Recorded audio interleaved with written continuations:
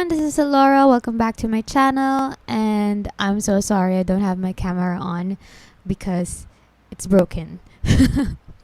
But the most important thing here is my screen, and you guys can see my screen, right?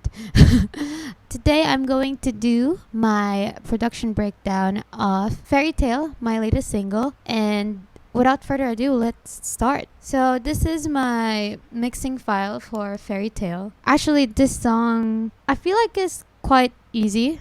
Well, it's not that hard. I think most of my production aren't really that hard, but for this song, I think particularly I used some new techniques. Those techniques I haven't really used or done in some of my other tracks. So I'm really happy and excited to let you guys know what it is. I actually also just learned that from other producers, and I will let you know also where I got those techniques from. So first of all, let's start from the verse, or the intro actually. This is what it sounds like.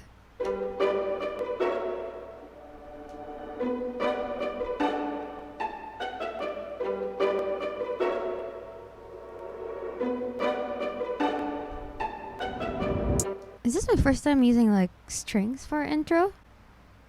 I think so. I don't think this is the first time I used strings in my production, but probably the first time in an intro. But anyway, we started off with pizzicato chord thing.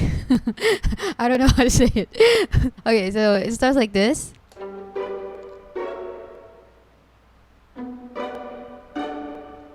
And then together with another pizzicato layer, but now for the melody.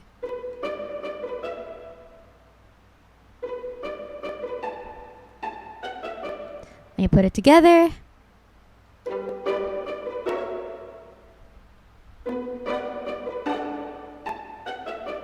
Next, I have just reversed strings. I've used this technique a lot before. Got it from a lot of producers, so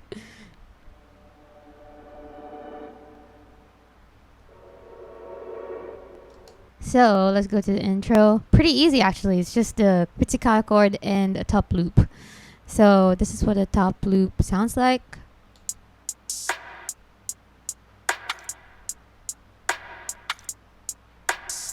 So it's just like snare and hats. Then we also have some foley's like bird sounds and stuff. I don't remember what I used here.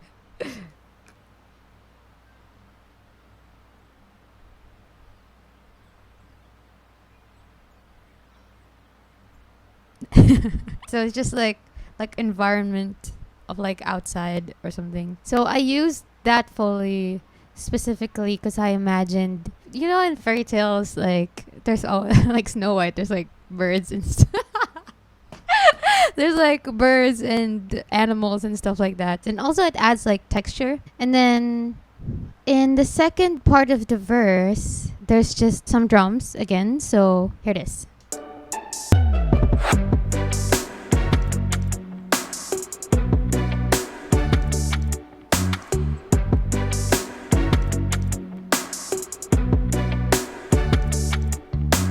Actually, the pizzicato chord and melody now gone, but it was replaced by a spiccato.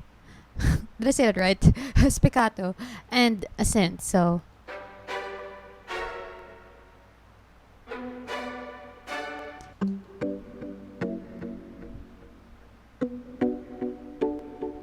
yeah, and then the bass comes in.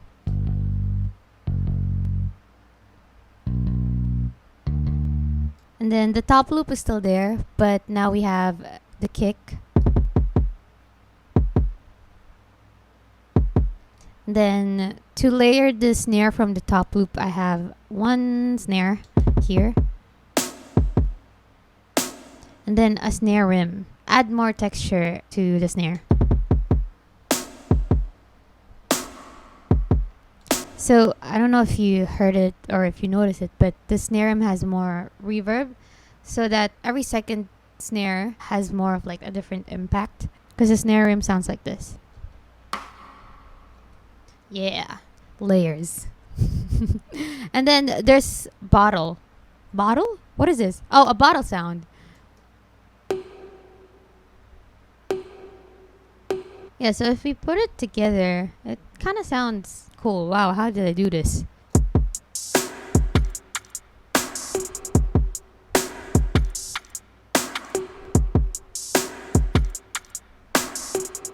And then we have some plucks from the guitar.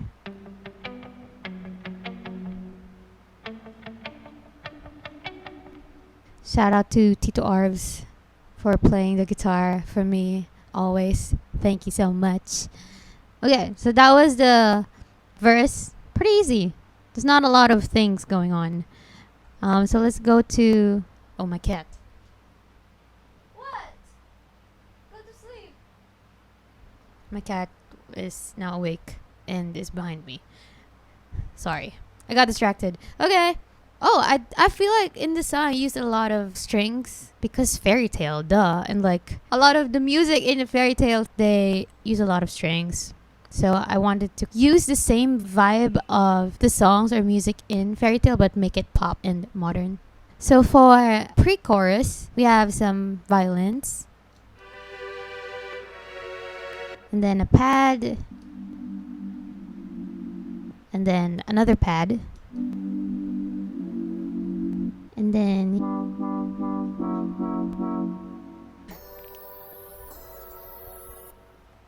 then if you put it all together,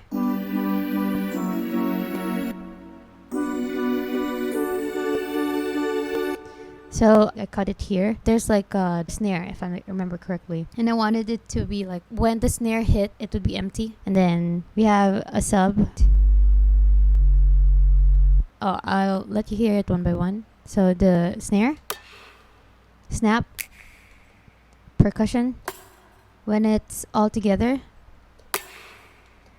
And then we have some open hats here. We have guitars. So an ambient guitar. Then some clean left and right. Memories follow me left and right. Sorry. When you hear it all together, this is what it sounds like.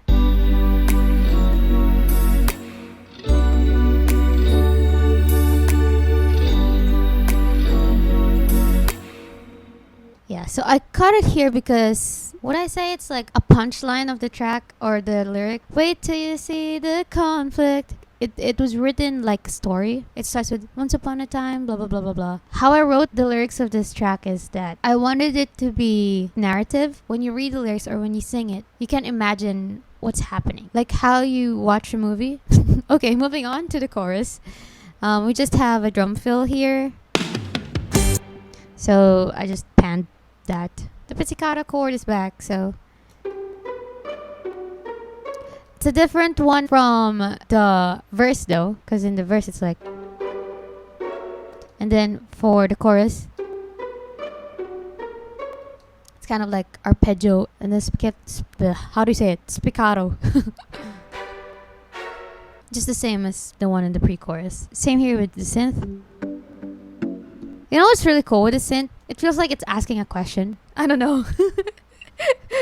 And then here we have the chords, other layers of chords and pads and stuff because it's the chorus. So it's like the center of the track. So this is the chords. We have some violas. We have a lot of strings in this track. I didn't realize it until now that I'm breaking it down with you guys.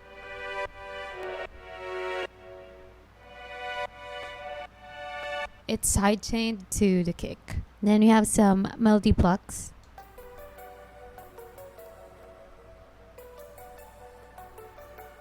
Kind of like arpeggio-ish. Then we have the bass. So I have a different bass for this one compared to the one in the verse and the pre-chorus.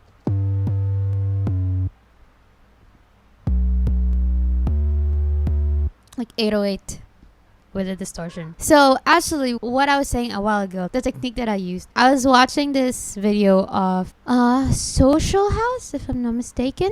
Ariana's producers for Positions. No, not Position. Wait, let me just search for it. Ariana Grande. 7 Rings? Is it? Wait. Breakdown.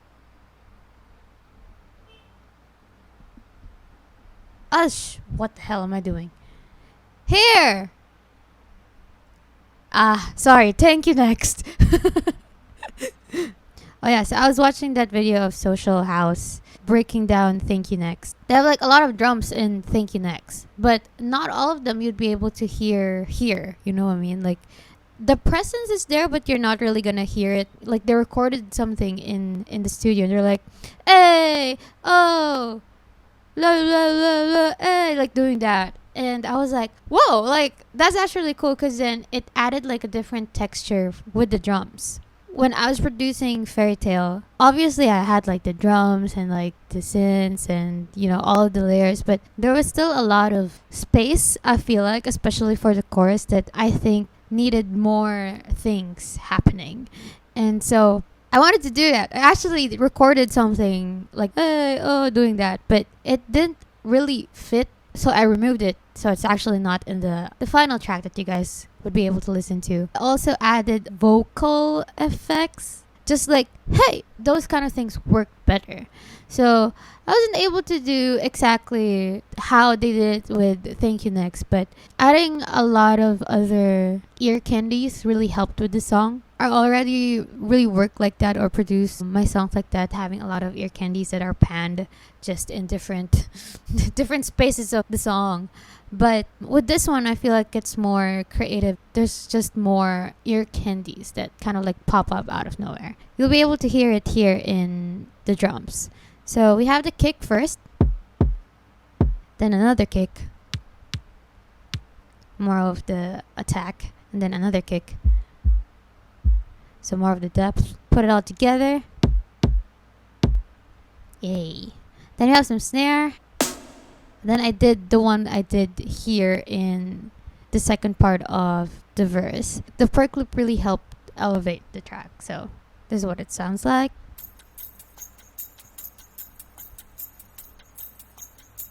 So I felt like this perk loop made the chorus smooth. And then a hat loop.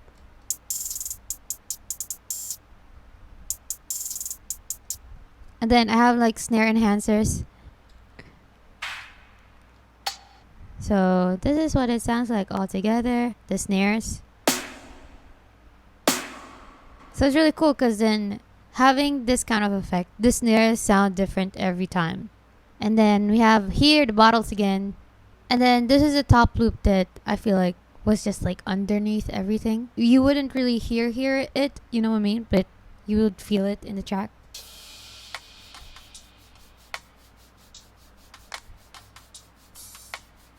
And then this is what I was saying, like the hey. This is the first hey.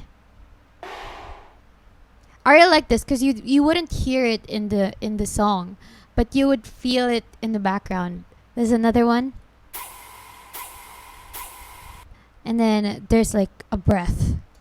So this one and then the first hey and breath, you wouldn't really hear it, but you would feel it in background. And then whoo! Toms. Bubble thing. Oh, and also we have some guitars here. This is the chorus, left and right.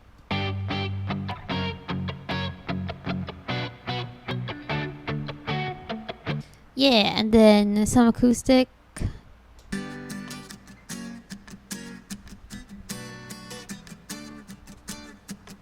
So when we put it all together, this is what it sounds like.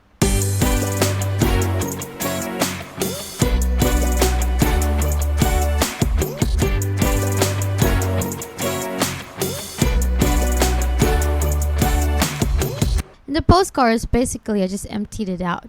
What was left is just the spiccato synth, the bass, and some kicks, toms, Foley, and then, yeah, just the leads. So this is what it sounds like.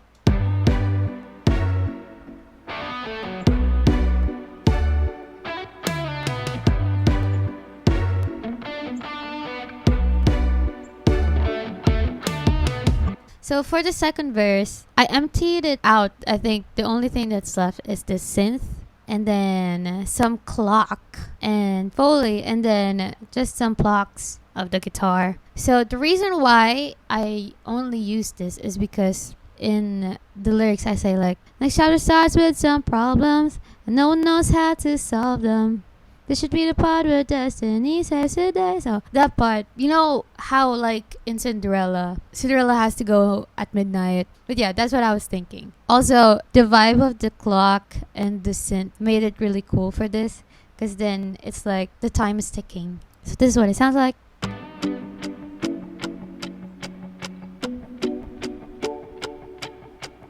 And then, oh, I like this part. The spiccato comes in with the synth and then the bass. And then the top loop actually comes in here as well with the snare, the bottle again, sub drop, and mini sweep. And then we have the leads. We have the counter melodies. I really like this one because it's like they're answering each other. My voice and production answering the guitar. So yeah.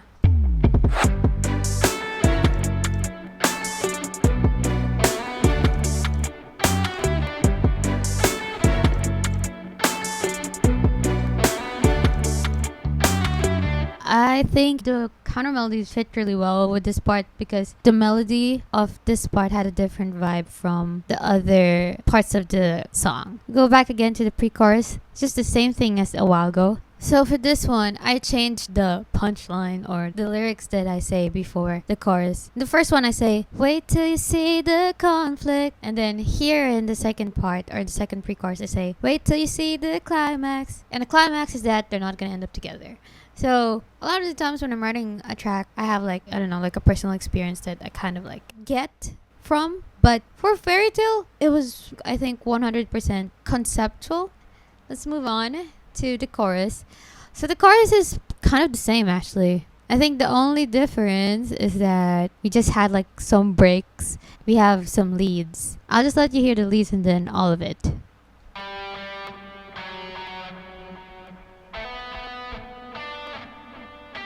Let's hear all of it.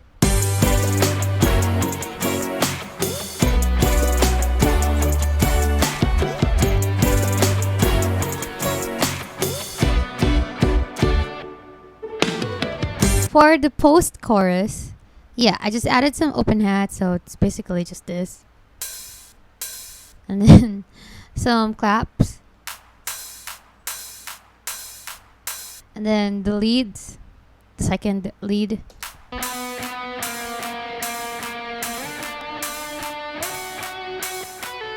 So all together.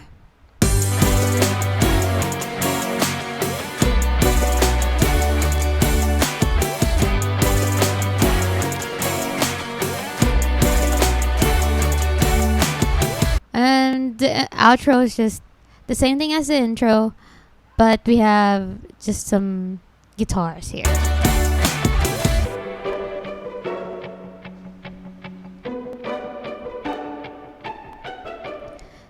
So yeah.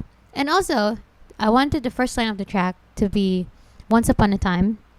And then the last line would be happily ever after. So I did that on purpose. Yeah, so basically that's how I produced Fairytale. I hope you guys liked it. And I hope you guys learned some new stuff. Like I did when I was producing this song. And if you guys haven't heard or haven't listened to Fairytale, please do. It's already out on all music platforms. I have a new song coming out this month. So I hope you guys stay tuned. And thank you guys so much. I love you. Bye. Now I know that fairy tales are not real, not real. 'Cause if it were true, it would have been you.